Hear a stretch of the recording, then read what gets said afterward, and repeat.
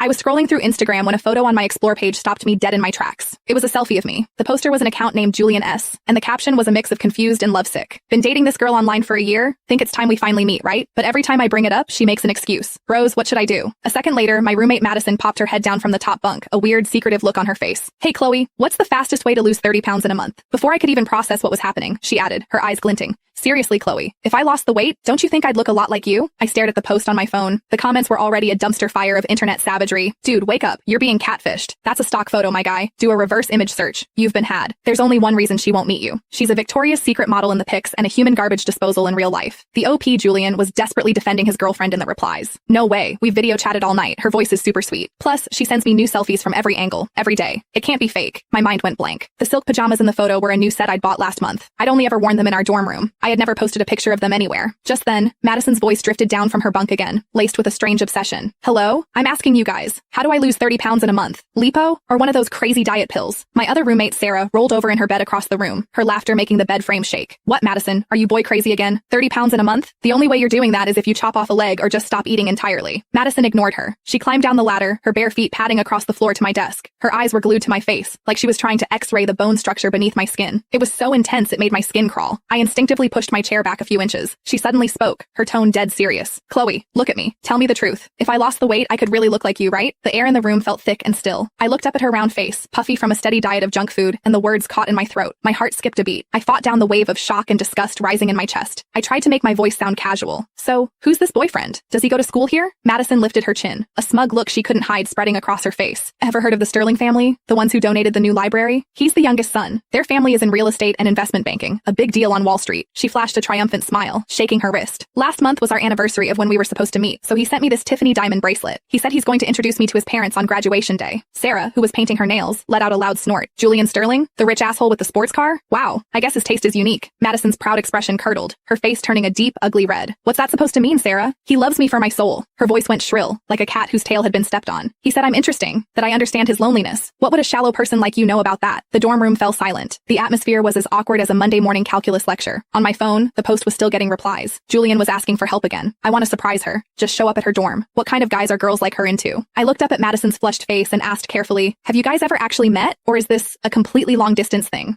My other two roommates turned to stare at her. Madison, don't tell me you've never even let the guy see you in person. Girl, this is America and all, but you know you can get totally canceled online for catfishing, right? They were joking, but Madison's face went deathly pale. Her lips pressed into a thin, tight line. A moment later, she grabbed her hoodie and mumbled, my advisor needs to see me. It's urgent, before storming out and slamming the door. The three of us left in the dorm room just stared at each other. When Madison came back that night, she seemed to have pulled herself together, and she was back to her usual bragging.